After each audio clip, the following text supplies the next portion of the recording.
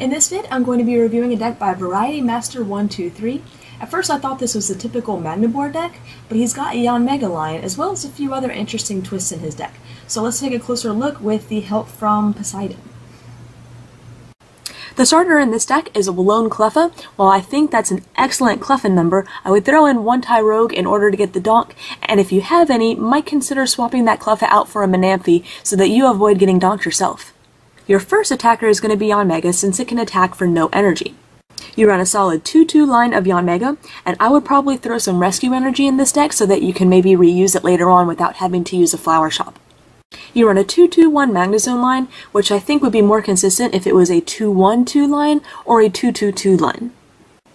Magnezone is your draw power, allowing you to draw until you have 6 cards in your hand, as well as a secondary attacker that can lost burn for 50 times the number of energy it decides to throw into the lost zone. To attach as many energy cards per turn, you run a 2-2-2 line of the ability Emboar. I think you might be safe decreasing that to a 2-1-2 line, but again, that's just a suggestion.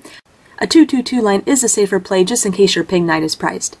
You run a couple of other interesting techs, including a 2-1 Cincinno and a single Shaman. Cincinno can be a pretty hard hitter. With a full bench, it can do 100, and the single Shaman allows you to move around the energy on your side of the field any way you like when you play it from your hand to the bench. This can be great to make sure that Cincinno and Yanmega have energy if needed.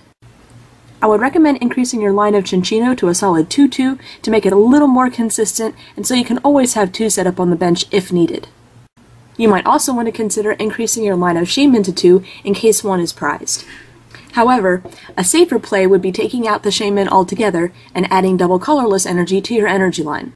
You could always throw in other techs that can utilize DCE, like Buffalont or Zorark, to make sure that it's utilized. At the moment, you have 20 energy in the deck, which I think is way too much. I would recommend adding 2 double colorless energy, reducing your grass to 3, reducing your lightning to 3, and then adding in just enough fire to maybe bring this number up to 15 or so.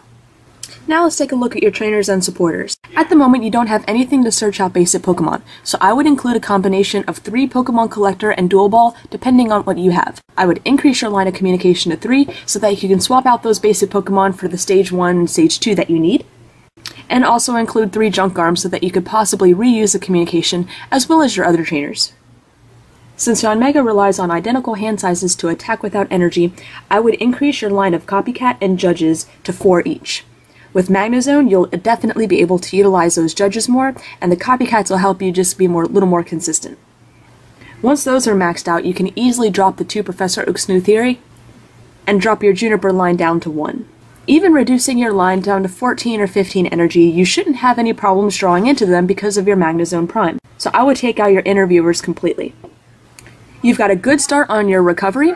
I would include 1 Flower Shop though in addition to your 2 Retrieval. I would also include 1 Twins, just in case you need to come back from behind. If you decide to drop the Shaman, I would drop the 2 Seeker as well.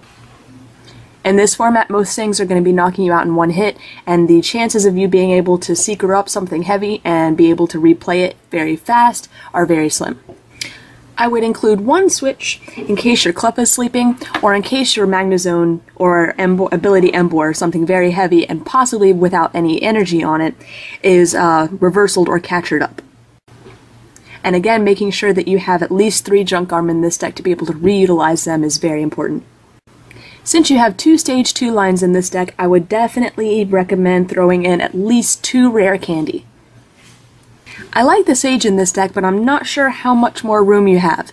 So I would recommend taking out the 2 Elms, since you can always use a combination of Collector and Pokemon Communication to search out Stage 1 or Stage 2s, and see if you can increase your line of Sage to 2 or 3. That should help you get out your Stage 2s relatively early in the game. Overall, I think this is a pretty good deck. It kind of combines the benefits of Yanmega Magnezone with Emboar Magnezone, and I do like the Cincinno line in it as well, but I don't think Shaman is a necessity.